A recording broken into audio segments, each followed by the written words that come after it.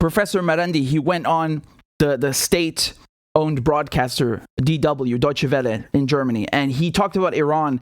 And this interview, I mean, man, it made me laugh. He owned the presenter, Tim Sebastian, so hard. It was so... It's so satisfying to watch. Okay, I'm going to show you some sections. Let's watch, and then we'll discuss as we go along. Okay, I don't care how long this takes. We're going to have a fun time just discussing and watching. So let's do this, okay?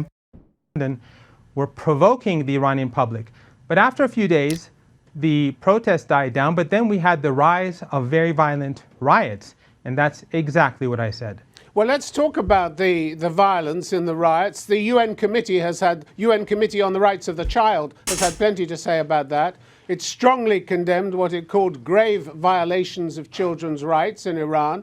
According to reliable reports, it said some children were shot with live ammunition. Others died as a result of beatings. Many families reported that despite grieving for the loss of a child, they were pressured to absolve security forces by declaring their children had committed suicide and making false confessions. That's a pretty sick tactic for your government to employ, isn't it? No, that's a pretty sick tactic for the Western media and any institutions that are under the influence of the Western media to use. We're talking about the UN Committee on the Rights of the Child. We're talking about a UN committee. We're talking about a UN committee reporting that.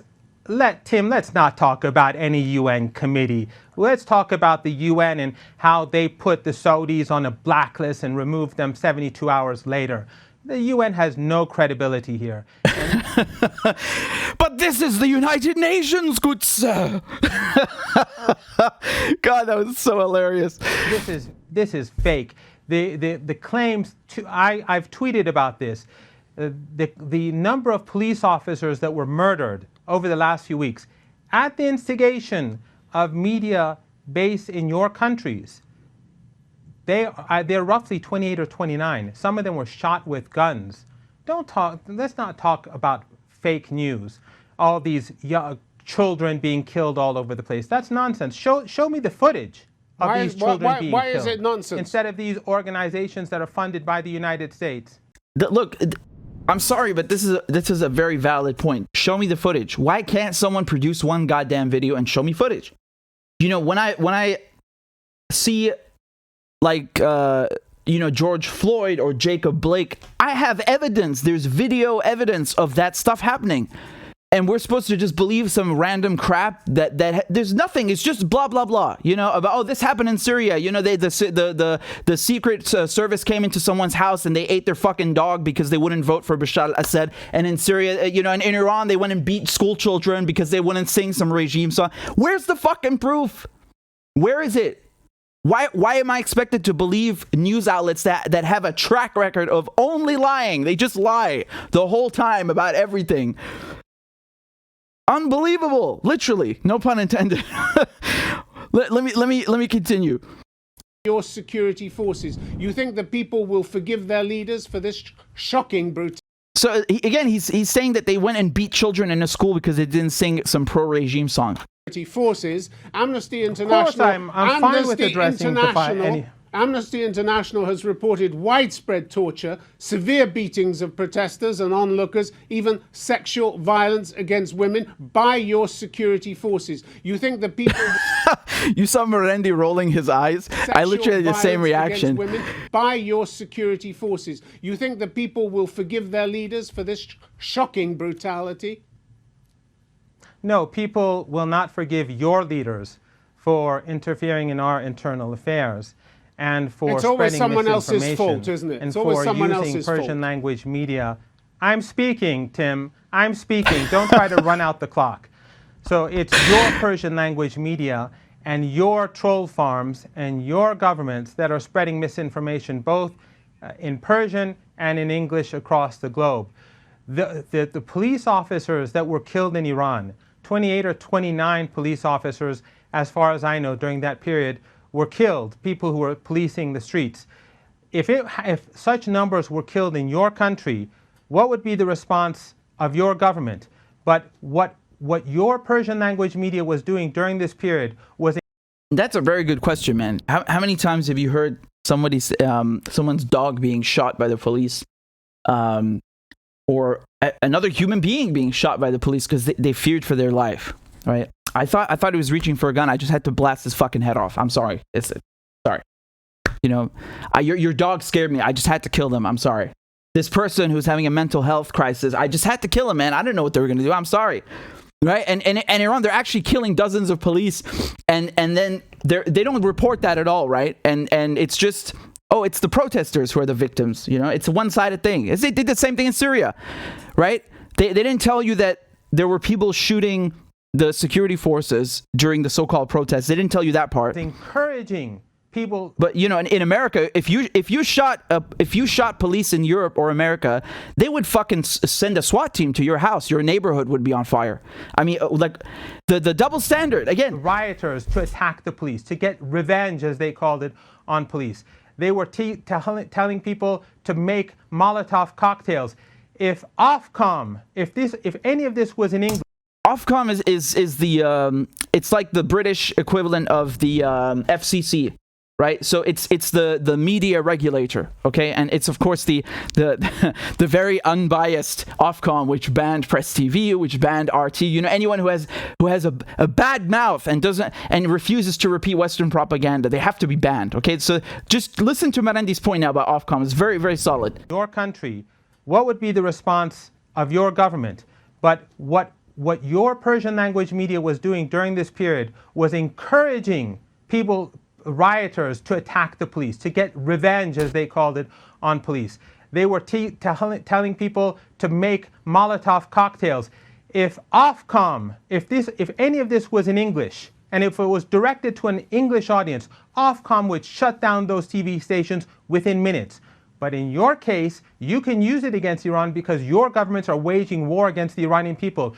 Your governments don't give a damn about human rights. Your governments are the ones who impose maximum pressure on women and children in this country and try to starve them to death, and then use media warfare against the country to create divisions. Dr. Marandi, He's absolutely right. Do you think you can go on the BBC and say, yeah, guys, you need to make Molotov cocktails and throw them at the police? They'd arrest you. They wouldn't just take you off the air. They'd arrest you. And, you know, Jeremy Bowen, who's I think he's been a war correspondent for BBC for like 30 years now or something, right?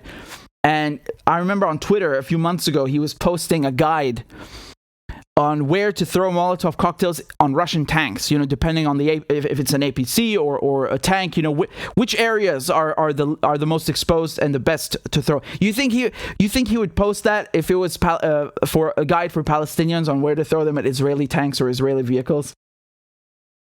Dr. Marandi, talk of running out the clock. I've given you a couple of minutes, 2-3 minutes. Isn't it time to face facts that Iranians, and a lot of You're interviewing me. Iranians are... God, that was so funny. I've given you a couple of minutes. It's 2 or 3 minutes. Yeah, you're interviewing me. Like, oh, man. Your government, this head is of so funny. Iran's semi-official ISPA polling center. Here, let me go to the next one. Hold on. There was another one over here, like 10 or something. Yeah, here. Why do you keep putting it out? Why do you play the what about game? What about in Britain? What about Saudi Arabia? Why don't we just stay with Iran? Is that so difficult? No, These I'm talking protests, about you. I'm talking about you. Yeah, and I'm Because talking about you. We're not here to discuss you me work for a or the government West. that use chemical weapons. No, I don't work for a we government. are. I don't oh, work yes, for a we are, government. because you have no credibility. You do. You work for the German government funds your channel. You think and the German government gassed Iranians. You think Iran? The German Do you see this crap? The host, Tim Sebastian, says, I don't work for a government, right? See, I don't work for a government. And he's on Deutsche Welle, which is the state-funded broadcaster in Germany. And in the United States, people who work for RT, you know, they had to register RT as a foreign agent in the United States. Right? And if you work for RT and you work for Press TV, where you have more editorial control than if you worked at BBC, and I can attest to that firsthand, you have more editorial control at Press TV and RT than any Western channel. state-funded or otherwise, right? Then they still say, oh, you're working for that government, right? You're a Putin puppet. You're working for the regime in Iran, for the mullahs, right? But when he's on the German state-funded, oh no, I don't work for anyone, man. I don't work for a government. And BBC, which is, they say, oh no, the BBC is only funded by the taxpayer, but it has, it has an independent editorial board. Fucking bullshit. Over there it's also, oh no, that's not state media. The BBC is very, very unbiased. They're so funny, man. They're so funny. For a government that use chemical weapons, I don't work for a government. I don't work for a yes, we are, because you have no credibility. You do. You work for the German government funds your channel. And the German government gassed Iranians. You think Iran the German government gassed me twice. Iran has credibility on the international stage? Really? These protests that you said died down have now spread to the cultural elite. They've spread to actors, broadcasters, singers, sporting stars, people who are admired, followed, and have nothing to do with politics. Tim, all these you're people not in our league. Bought up and incited Tim, by the West. You're not in our league. You're not in our league. Don't run out the clock, Tim. You're not in our league. Your government, the government that funds you, that gives you the opportunities to speak to me, your government gassed me twice. Where were you? You were working at the BBC back then. You were in your 30s when I was gassed twice. Where were you when they were gassing? Don't talk about credibility. You don't have credibility. Your television station doesn't have credibility. Your government doesn't have credibility, and the European Union doesn't have credibility. So don't talk down to Iran. You, like Joseph Borrell, you take care of your garden and we'll live in our jungle. You're entitled to your views, Dr. Marandi, but even among your own politicians, we're seeing the first signs of open dissent over the government's methods with these demonstrations. Former Speaker of Parliament, Ari Larijani, questioning the use of force, saying the police should not be used to encourage the wearing of the hijab. He's calling for a cultural solution. Iranian society, he said, needs more tolerance. Don't you agree with that? So you're admitting that in Iran we have open debate. So you're admitting that we have all sorts of voices in Iran. So you're admitting that we have different people who argue with Iran and fight with each other in parliament, outside of parliament, in government, at universities. Yes, that is a part of Iran, and that has always been a part of Iran post-revolution. Not pre-revolution when your guys were in charge, but post-revolution. In fact... Yep, absolutely. You understand what he said? It's an excellent point, because the host is trying to push this line that the regime is about to fall. There are people in government who are dissenting now and who are opposed to this and that.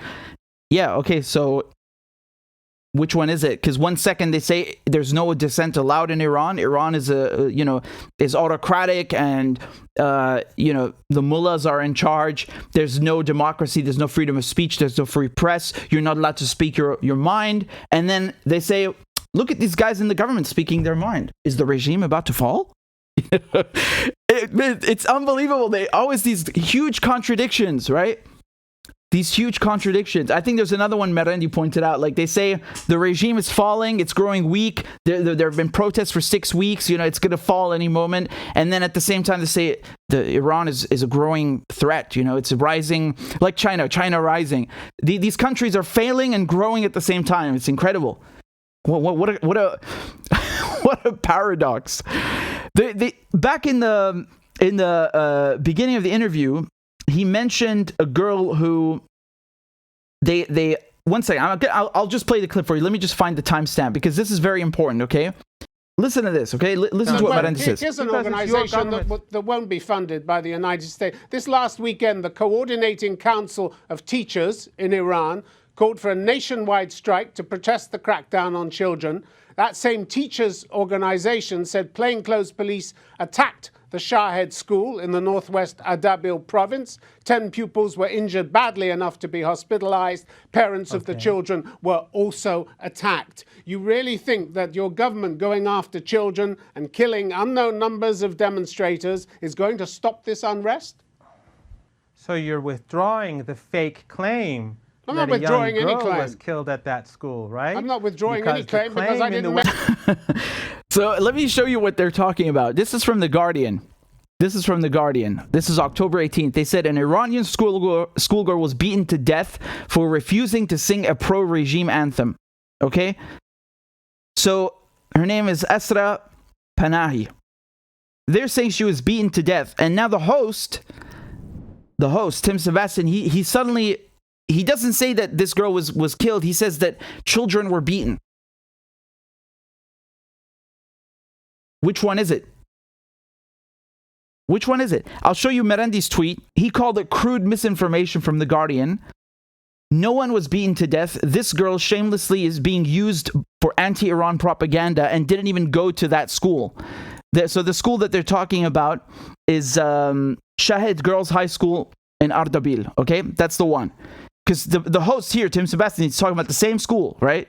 And Marandi was saying that this girl didn't even go to that school, and she apparently committed suicide because of a family tragedy. Honestly, I don't know what to believe, but I did notice how the media are changing the story. One second they say a particular girl, and they name her, she was killed at the school, and then they say, well, the government came in and beat people.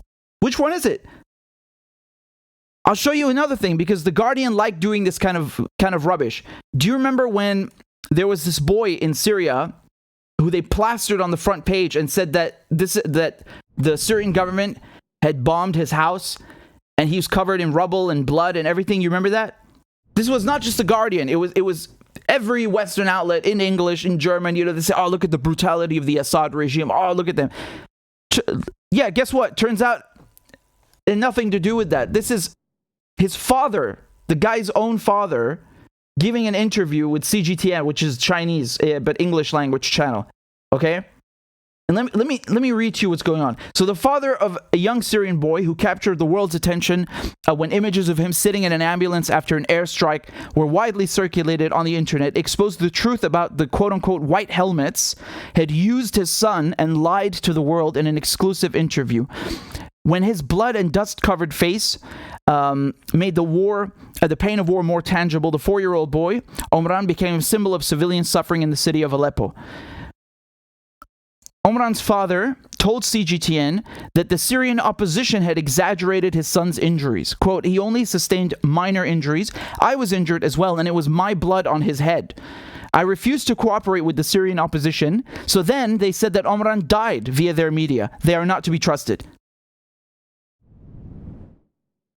This is what Western media do. You really trust them about Iran? Let me give you another example. Last year when you had protests in Cuba, the United Nations, not just the Western media, which also did this, the UN used this woman's image from Cuba to say that she was protesting against the government. They said she's an anti-communist, an anti-Castro protester. And the UN used her photo on Twitter to say the same thing, and she called them out. She went and called them out, and what she's saying here basically translates to, I strongly denounce the use and manipulation of my photograph as a symbol of the protests of criminals and vandals in Cuba. And then she says, long live the revolution. And the UN deleted it. So you can see she's replying to UN Human Rights Commission Twitter account, the official one. Okay, so they deleted it, and that's other fake news that they had, right? More fake news. So they'll take a photograph of someone or they'll do a profile on someone who they just use against the Syrian government, against the Cuban government. And that person might even be supportive of the Syrian government or supportive about the Cuban government. Do you see how they lie through their teeth? How can you trust them about what they're saying in Iran? I don't trust these people, man. All they do is lie. They constantly exploit personal tragedies, or they'll go and take like random civilians, use their photographs, and lie about them and make up stories. Just like I showed you with that boy in Aleppo or that woman in Cuba. Why would you trust them now on Iran? It's the same outlets doing the same thing. They're exploiting alleged tragedies and using people in those countries that are targeted for regime change to stir up, to play on your heartstrings, to stir up your emotions. Say, oh my God, that poor girl. Oh my God, they're eating puppies now. They're eating babies. They're throwing babies out of incubators. We've all heard these stories about Iraq, about Cuba. They make up the most ridiculous lies. It's like from a comic book. It's like from a comic book. It's like, what is the most evil thing we can think of? Oh yes, that regime we don't like did it. You really believe them? I don't believe them for 1 second. And Marandi is schooling this guy.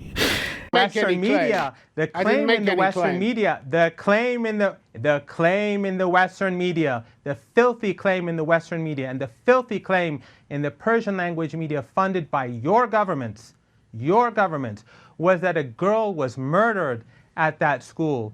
And then it turned out that that girl didn't even go to that school, and she died because of a family tragedy. But your governments and those Iranian or so-called Iranian organizations funded by your governments in the West make such fake claims so that the global public opinion would turn against Iran, and they make those claims in Iran because you have more Persian language media directed towards Iranians than the Iranian government has. So that's true. Yep, that's true. I don't know if you guys know this, but you have many Western channels that have, so like the BBC has BBC Persian. To be fair, the BBC has a lot of things. They have BBC World, they have BBC Arabic, etc. But you know, they don't do that because they're multilingual, you know, and passionate about languages. They do that because it's geared towards certain demographics and you know, ones that are particularly resource rich, if you catch my drift. So, you know, there's a lot of nasty stuff happening right now. There's a really concerted, targeted effort against Iran. And something just came to mind. You remember in Libya, they said Gaddafi was giving his soldiers Viagra to rape women? Another made-up lie. Another outrageous made-up lie. Just, again, they've come up with the most crazy crap. I bet you they have some office in the CIA where people just come into work at 9 in the morning with their coffee and just start like brainstorming crazy shit to say about countries they don't like. I bet you anything you like. Guaranteed. Let me show you something, though. That this happened today in Iran, and there was a massacre at a mosque. Here, I'll show you the story from The Guardian, and look at how they frame it. So, gunmen killed at least 15 people at a Shia shrine in Shiraz, okay? And so you have 15 people killed, and I think it's about 40 people wounded, right? Now, they say that the attackers were described as Takfiri terrorists by Iranian media, which The Guardian says is a label often used by officials in predominantly Shia Muslim Iran to refer to hardline armed Sunni Islamist groups. What does this sentence mean? Why is it a label that's used predominantly by Shia Muslim Iran? No, it's not.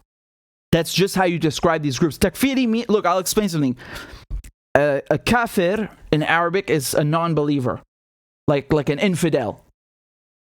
And takfiri, you can see it has almost the same root, right? So it's a group. They're usually, so we're talking in this case about armed groups like ISIS, who consider other Muslims to be they're not believers enough, right? They're not holy enough. It's like holier than thou, basically. It's that kind of mentality, right? So takfiri groups like ISIS will kill other Muslims because they say those Muslims are not Muslim enough, which is ridiculous, right?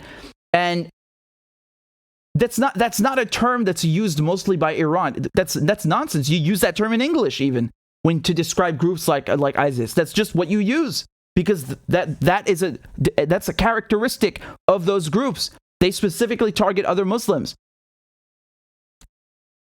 This is, you see why this annoys me, because they manipulate the language and the terms to make you think that no, the people who just killed 15 Muslims in a mosque, you know, they don't listen to the Iranian propaganda calling them takfiri. They're different, right? That's just an Iranian term. Like they're trying to denigrate the meaning of it and say that and kind of dismiss it, like, oh, that's just what the Iranians say. No, it's not what the Iranians say. That's what everyone with half a fucking brain cell says when talking about these groups, because that's what they are. And guess what? You know who claimed responsibility? ISIS. This is from Reuters today, October 26th, from 3 hours ago. Islamic State claims responsibility for shrine attack in Iran. And that's exactly what Iran said. Iran was saying these guys are takfiri groups. It was ISIS and their allies in Iran who did this. And of course, you know, the Western media dismiss it and make up all sorts of theories, and then turns out that it's true. Just before I continue, police arrested 2 of the 3 assailants, and we're looking for the 3rd. Okay, so one of them is on the run. And Noor News, which is a media outlet, they said that the gunmen were not Iranian nationals. So we don't know what country they're from, but apparently they're not Iranian. Let me just say something, man. There are several children who are dead. Do you think the Western media are going to cry about those children who we can actually prove were killed? And who did it? ISIS is publicly claiming responsibility. You think Tim Sebastian and all of these anchors on BBC are going to weep now for those Iranian children who you can prove were murdered? They don't care. They don't care about anyone in Iran. Children, women, men, they don't give a crap. They are fine with starving Iranian women and children. They're fine keeping medicine from that country. And this is what they do. They you know, it starts with taking advantage of protests, and then it escalates to armed attacks. And then they send the country into chaos. This is exactly the same game plan they used in Syria.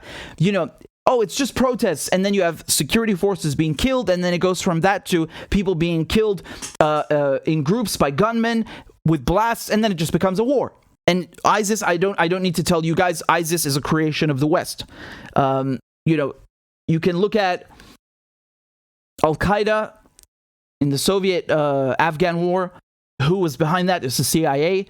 And ISIS, when ISIS came into being from the power vacuum that was created by the U.S. invasion in Iraq and the U.S. trying to get rid of the Syrian government, that's an American creation. That's a British creation, which they have funded and armed covertly. Anybody inside Syria who is against the government, they will give them weapons and give them logistical support and intelligence, no matter who they are. Al-Qaeda, ISIS, it does not matter. This is irrelevant to them. So you have a Western creation killing Iranians at a shrine while they're praying, and at the same time, the Western media is in full, is in full action, making up stories about Iran that you just can't trust because they have a track record of doing that in other countries.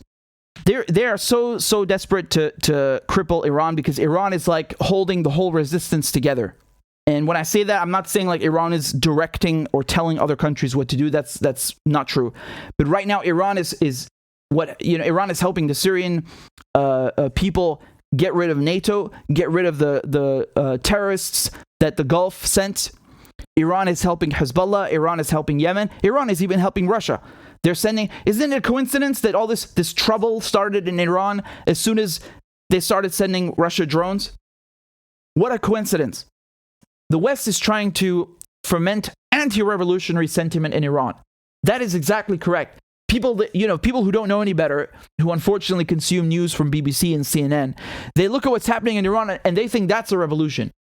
They don't understand that the Western media is in full swing, trying to, in overdrive, trying to manufacture stories like they lied about in Syria, like they lied about in Cuba, in Iraq, in Libya, you name it, they've done it.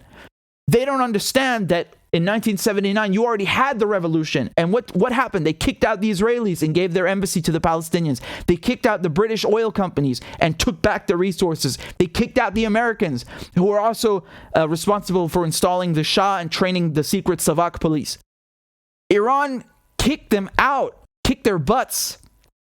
And ever since then, they've been demonizing Iran. And what are they trying to do? Crush the revolution from 1979. In Cuba, it's the same thing. Cuba already had its revolution, and ever since Castro, they've been trying to foment anti-revolutionary sentiment. Syria is the same thing. Syria had way more revolutions. You had guys who were president for like one day, right? But there was a lot of political instability in Syria. That's what happens when the Ottomans colonize you, the French colonize you, and plunder your crap, and But after a while, you had a revolution of Baathism. And what is Baathism? It's socialism, and it's pan-Arabism and anti-imperialism. All the things that the West doesn't like. So just by virtue of Syria having ties with Russia, being a socialist, being an anti-imperialist country, they hate it. And so they try to crush that revolutionary sentiment as well. You see this pattern everywhere. Gaddafi was also revolutionary for Libya, right? He led a coup, an officer's coup, and what did he do? He transformed the country. You know, he shed the colonial past from the Italians, from all the people that have plundered Libya, and he gave Libya an identity. You know, he had the Green Book. He built the largest man-made irrigation project in the world. You know, where 70% of water comes from in Libya, or used to until NATO bombed it. Also revolutionary. What do? They go and crush that revolution. Any revolution on the planet that goes against Western imperialism, they will try to crush for decades to come. Decades to come. And they will vilify you and make you the enemy.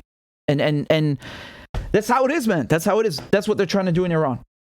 I'll just finish by saying this game plan is a tried and proven method that they have used in many countries before. And when you understand how it works, you can see it when it happens. Again, that doesn't mean there aren't people in Iran who oppose the government. Of course, there are people in Iran who don't like the government, obviously.